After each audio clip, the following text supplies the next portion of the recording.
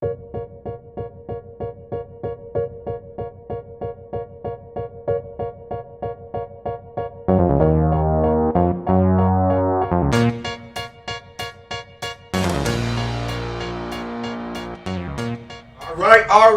right. Here we are with a 4LUVofBOXING exclusive on Split Decision, the podcast. We coming live, right? Your boy Guapodamus, my man Mr. LP, and look who we got in the house. Special guest, Axel, Periko, Rosales. What's up, my brother? How you doing? Good. How about yourself, man? Oh man, we grinding, bro. I know you about 2 weeks out now. I know you got an upcoming fight, man. How's your training been going for it, my man? It's been going amazing, man. You know, it's been a hell of a training camp. We're closing off strong, just cutting weight most of the time now. But training camp has been crazy with sparring and tough sparring. So we just grinding, man. Where do you train at? What class they with? I train at an old school boxing gym. Okay. Go ahead, man. Cut you off. At 140 pounds. 140? How much weight you gotta cut? Right now, I'm like 10 pounds off. 2 weeks, that's not 2 weeks, so nothing too that's crazy. It's 5 pounds a week. Devastated at 140 pounds, man. So what's your natural walking weight? Natural walking weight, I'm walking like 160, 165. So you put it in the grind, man. You put it in the grind. Hey, people don't understand that. It's one thing, serious, people don't understand. It's one thing to be physically fit, and it's a whole nother level to be boxing fit. That's what they say. It's day and night, man. They don't even understand it. Yeah. That's why they say the worst enemy in a boxer is the skill. Yeah. The skill. Yeah. If you defeat the skill, you defeat the hardest thing. You know, I've been in the gym quite a bit, and I've seen athletes that come in on their spare off season, whether it be, mainly football players. They're like, I just want to come and try this out and stay in tip top shape. All right, cool. And I'll be like, at the end of day one, I'm like, you're not in shape at all, buddy. You may look it, or you're not. It's like there's a whole different spectrum. It's that stamina, bro. Yeah, the cardio, bro. It's so important. Like I was just telling my dad, a soccer player, they run a lot. Mm-hmm. But if you put them in the ring to spar, they won't last 4 rounds. Yeah, and they're constantly running, right? But it's a different kind of running that they're doing. Different type of conditioning. In comparison to what it is. It's that the mental conditioning, that mental. You gotta mentally strengthen yourself. In addition, you have to actually be prepared. What I mean by that is, I know you feel me. You can't go in the ring and have full anxiety and freedom. You gotta pace yourself. You gotta take time. Yeah, you gotta know how to strategic and making your moves and stuff. And that's what we like about seeing you fight. Hey, I got the pleasure to see a lot of your fucking fights over the last few couple years. Actually, and we can play back. We'll share upon it with as we're sitting here on the podcast, right? He could actually play it back. First time we saw you fight was at Gene Lewis, man. At the Gene Lewis tournament as an amateur, man. And to see you progress right before you turned pro, bro. It was amazing to see you fight there, you know what I mean? And then to then see it progress to the pros, bro. It's been a privilege. Oh my goodness. What was that, 4 years ago? Oh, how long you been a pro now? 4 years. 4 years? So it was just about a little over 4 years ago. Yeah, the Gene Lewis tournament. And shout out to actually doing your thing there. Yeah. And for those of you that don't know, Gene Lewis is an invitational tournament here in Arizona, Mesa, Arizona. And it's like the best of the best. They invite the best top, I believe, 12, 15 ranked fighters. Not everybody shows up. It's invitational. But when you win Gene Lewis, that means a lot. It's actually a prestigious actual tournament to win. I went to Gene Lewis 5 times. Nice, bro. Nice. So you dub the first 3 years, and I went to finals the last 2. That's what's up. What's up. I mean, it was amazing to see your progression, bro. And to see your style of fight, right? Man, you see somebody who is up there polished enough with the skill level, but then have such amazing pop, man.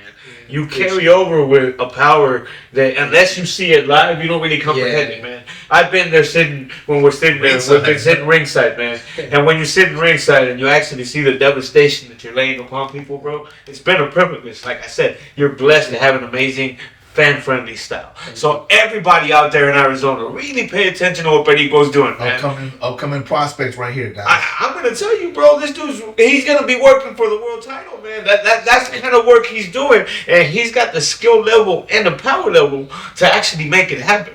I'm telling you, man. It's been a privilege to see you work. We're just grinding, man, day by day, one day at a time, and the opportunity will come soon, man. So there's no rush into it. If you rush it, that's when things go bad. So. Well, and that's one of the things that I can say about your style, bro, that I've seen grow, right? Early on, seeing you getting the knockouts, but you weren't really getting the work in because the knockouts were coming fast, bro. We used to sit there, it'd be like a count. How fast are you going to get them out of it, right? You know what I mean? And then now to see the progression, right? As you're stepping up, getting some rounds in, the level of fighters that you're now facing are starting to go up too, and seeing the patience that it takes to get a knockout there too, that's progressed over too, man. 100%. Kudos to you on that, man. The fight skill level that it takes to be able to do that, and the mental capacity that you got to have to be a smart enough fighter to be patient and be able to deliver knockouts at that level. Yes, it's been cool, bro. Let us know about what's upcoming here on this fight, man. Yeah. Your preparation's been dope. What are you planning to do when you get up there? You get the floor now. Why don't you just do a quick little intro? We already introduced. Yeah, let us know. Why don't you tell the fans about you? Well, obviously, you guys know I'm a professional boxer. I've been pro since I was 20 years, since 2020. But I've been fighting since I was 12 years old. So I got a good background of amateurs. So shout out to my boy Mono Ramos and Elijah Garcia. We all went through the same amateur. They're both monsters too, man. And you up there with them too, dog. You right behind them. Yeah, man. You be right there. Seeing them up there, man, pushes me to hit the gym harder, you know, because Jesus is our really, like, Jesus is really close. We grew up together, so from the same era, so seeing them up there, I'm like, all right, man, I just got to push myself harder, you know, to get at that level. Yeah, no, but you're getting a chance to also be amongst the blend of the people that are doing it now, right? You guys are, man. You guys are the big, strong lions that are next up to the table now, man, and you guys are feeding. I'm playing upon. You're gonna be pay-per-view freaking card worthy soon too, my man. Sir, just like them two gentlemen. Phoenix, Arizona representing. We got a lot of talent here, man, and you serious talent right there alongside them. Actually, I'll even say, man, with Jesus Ramos on the last fight, man, he was like Canelo on the card. We actually went to that fight. Oh, man, I seen it that you guys were at the fight, man. Robbery, bro. We were watching live and we were so devastated to see such a bad decision. It was crazy because in the arena when they announced the other guy that won, man, everybody was booing. Man. It was like we're watching on and we're like, oh man, that's just the next stepping stone. He's got it now. He's at that level. We're like, oh.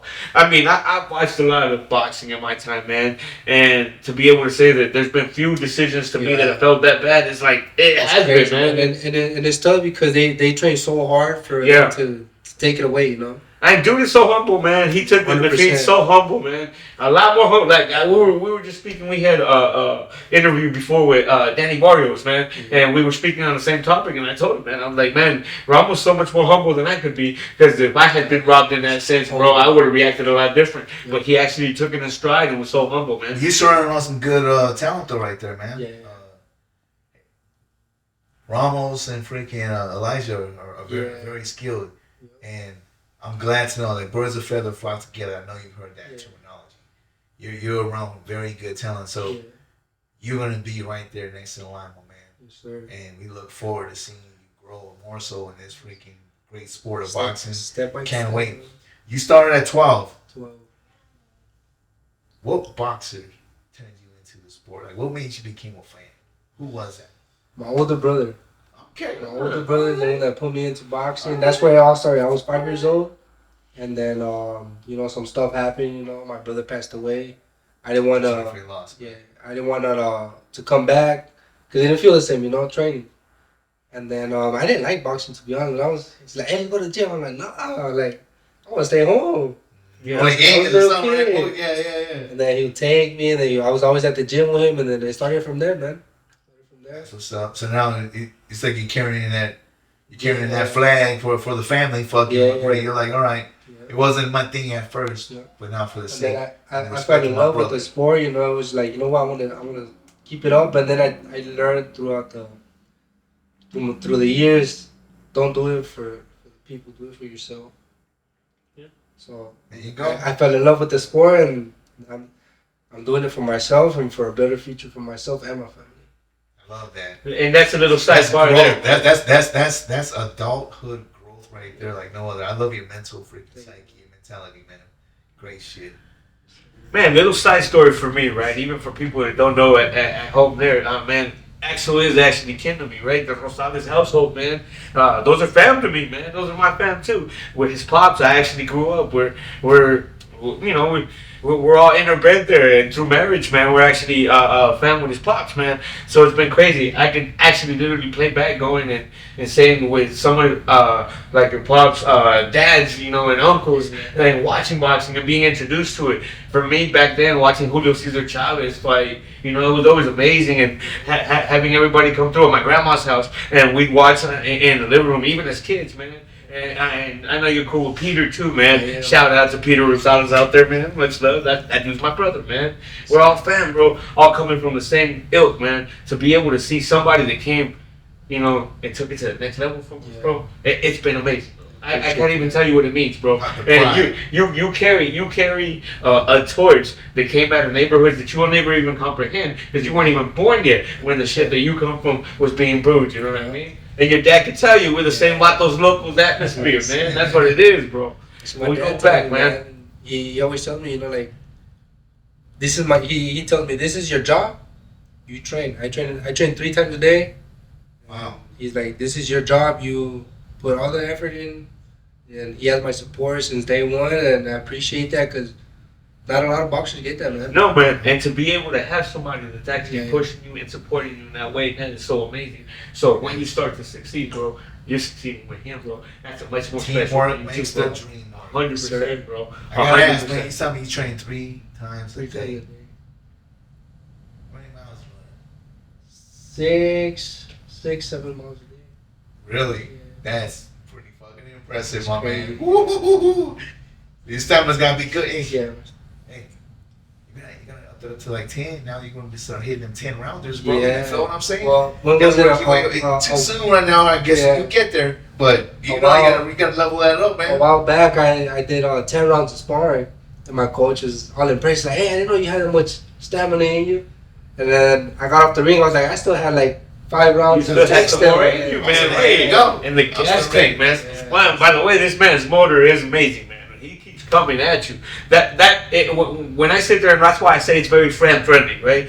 Your style does portray that because you are a stalker in the ring, man, and you start breaking them down. And when you're there live and seeing that, you're able to see the progression within the fight, right? You see some people will come out, and if they come straight at you, man, they done. And that's why you were executing everybody early on, right? You were knocking them out early because they were trying to come check you. They realized, oh shit, we can't do that. So now when you have different styles that you've been seeing and seeing the breaking down of the fighter and the stalker that you become to it, man, it's very friendly. Everybody tune in. This man's going to continue to knock people out.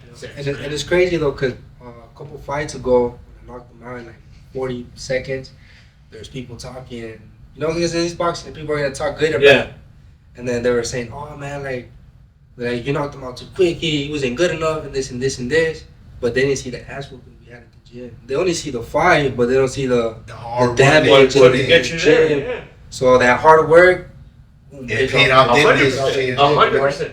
That we were actually dialoguing on that earlier, man. Where it's like if you go into the gym and you're putting in your work, that's when the fight day, once it comes there, you're ready. 100% ready. Yeah, man. You go in prepared, and that's when your plan then gets executed. You know what I mean? You go in with a plan, you done the work. My pops came in. He's like, "Hey, people are gonna talk regardless.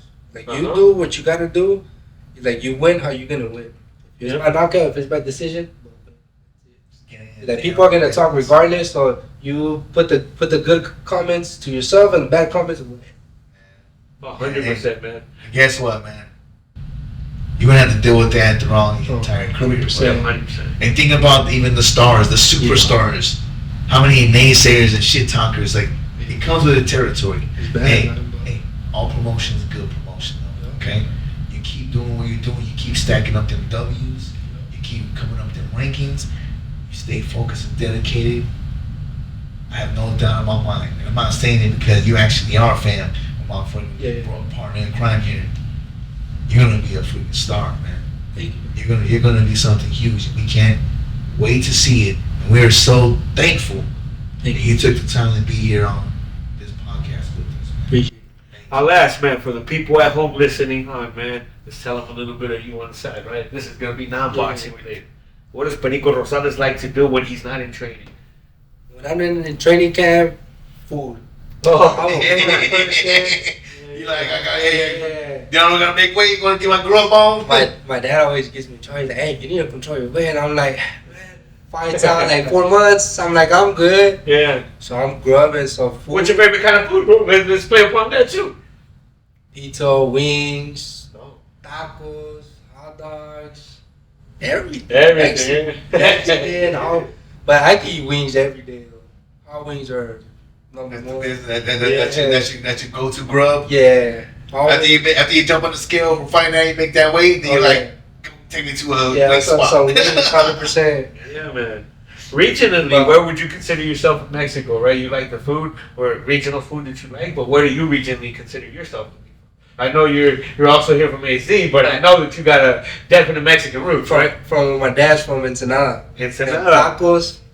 Hey, to all the family in Ensenada, big up too, man. Yeah. Ensenada food, either seafood or tacos, anything, man. It's just... That's it, man. It's beautiful. In Ensenada, when you go down there and you can eat the fresh food, right? As you go down to the pier, man, they serving tacos and you're getting fresh seafood that just came out the sea not too long ago, man. Different levels of amazing delicious. And then from the tacos, my dad makes some shrimp tacos. Man, he's gonna make some after my fight too. Oh man, Oh. I can't wait, bro. You guys gotta invite us and come out, man. Man. Look, listen, thank you. We're blessed to be able to have you come out, man. Let us know a little bit, man, about what you got up and coming. We know you got the up and coming fight. Sure. Let us know, you know, when is it? Where's it gonna be at? And we'll get everybody's attention and get them there, man. My next fight's March 16th. It'll be at the Celebrity Theater. So it's gonna be a good event. There's about like 14 fights.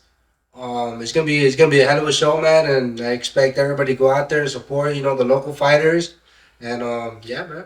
Most definitely, and you know, Periko does fly under the Del Sol banner for the Del Sol events, man. So it's been amazing what we've been able to see Del Sol do within their promotion and being able to push out the local fighters. For giving us the space to actually do our thing too. Most definitely, man. Del Sol's always showing a lot of love for boxing us. posters and T-shirts and the trading cards and all that. And real talk, real soon you're gonna see this guy on that as well. Straight up, much man. respect and love. Straight up, it's coming. Much bro. respect and love to you guys. We appreciate you guys actually tuning in. Don't forget, March 16th, this man's gonna do his thing. Hey man, I'm gonna be tuning in. You guys keep peeping for the footage because I'm gonna be tuning in to show you the knockout he's gonna be getting. And you heard it here first that he's gonna be getting a knockout. Well, you want to predict the round? Let's go Ali style. Give me the round. You're gonna knock him out. Whatever God has your plan for. Yeah, I love it. I love it, man. Yes, that's the predictable stuff, boxing, baby. We out. Split decision.